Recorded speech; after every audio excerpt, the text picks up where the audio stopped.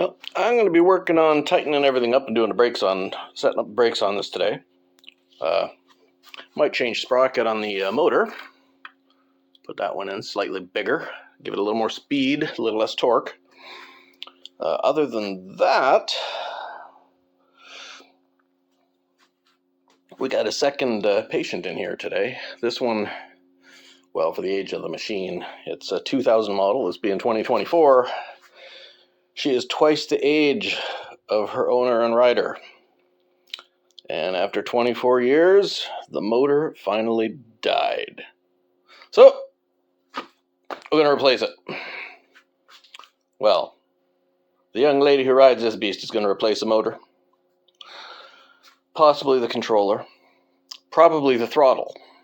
She's going to do the replacing. She's going to do the work. I'll help her along the way. But this one I got to work on myself. So, let's see how that goes. All right.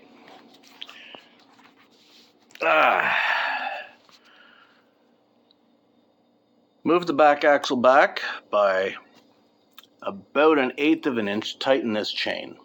That's good. Haven't done the brakes yet. Tightened up the bolts underneath the motor to hold it in place. Tightened the bolts to hold the helmet box, bag rack in place. Haven't put the wrenches away yet. They're there for right now. Tightened up the bolts holding this in. So everything dealing with the motor is done. I just have to, again, get U-bolts to put on that swing arm, keep it from wobbling. Keep it nice and strong. But in the meantime,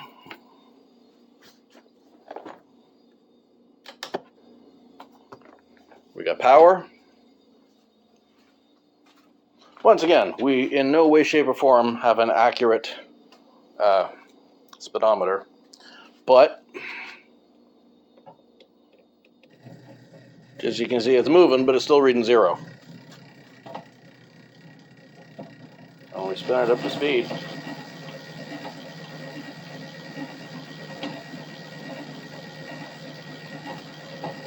It's going to be reading a lot lower than it's actually going, I think. 5-6 kilometers an hour, that's my walking speed. That is faster than my walking speed. Pull out. It's only reading 15. So we do have work that still needs to be done. Or I can just use the speedometer app that I got on this phone here, mounted in that bracket there, if I need to know how fast I'm going. So there's that. I now have to do the brakes. So, I just got to open this panel here. 1, 2, 3, 4 screws. Take that plate off. Inside there is wires running across, cables running across. I got to find the brake cable from the back brakes. That goes straight across to there, to that back wheel. I got to straighten and stretch as much as I can and see if I can use the existing cable in there to lock onto that brake, as opposed to the cable which is already on this brake. If not, I got to build a bracket to connect the two cables together across a bridge between the two sleeves of cable in there.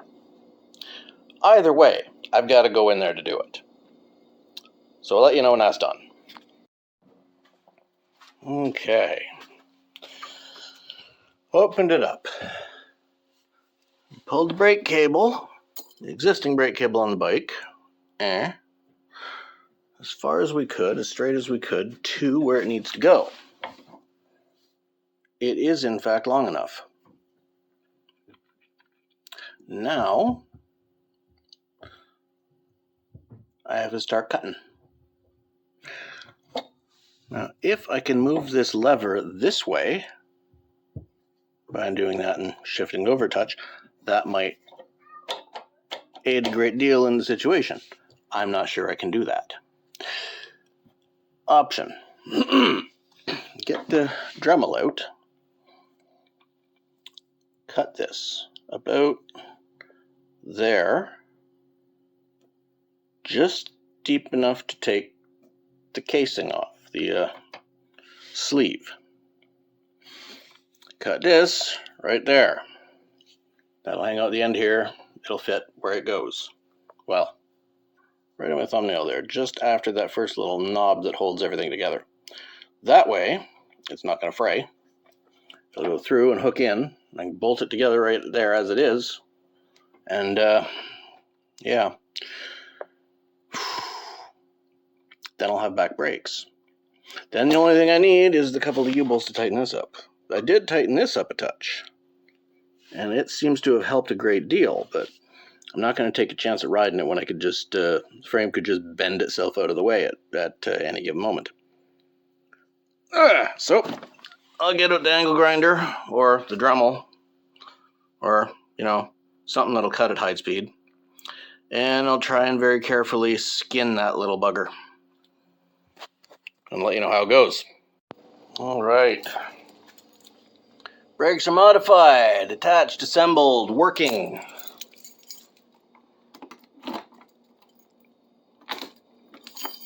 Set it up.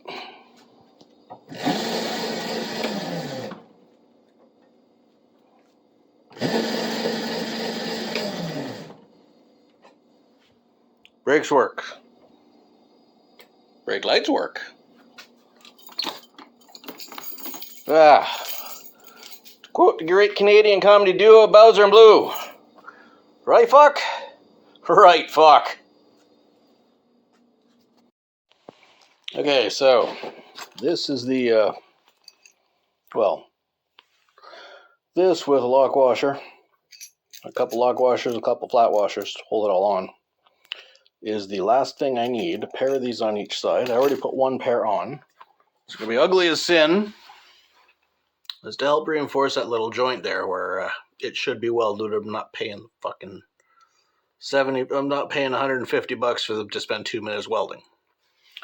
If I find a welder I can use on my own, or I find a friend with a welder who will do it for a couple of beer, then I'll get it welded. Otherwise, this is what's going to happen. I'll do the other side, and then it'll be done. I can take it outside and actually test it.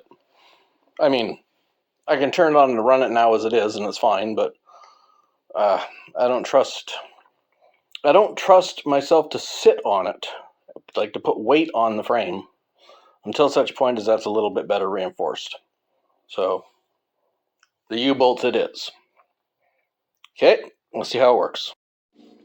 So, ran the test, took a quick ride down the street and back. Everything seems to work. In conclusion, Chooch. I'll just do a bit of fine-tuning tomorrow. Brakes work, wheels turn. Thinking I'm gonna put this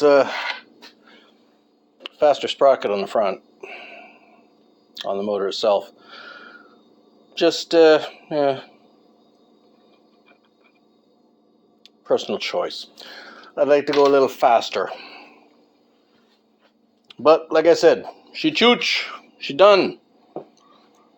Since the young lady of the house didn't get the chance to work on hers today, she's going to have to do all of it tomorrow. And Monday, because she's off school Monday. Frickin' civic holidays and shit. But, she'll get tomorrow, and possibly Monday, to rip this thing apart, rebuild her. Let's hope for the best. Talk later.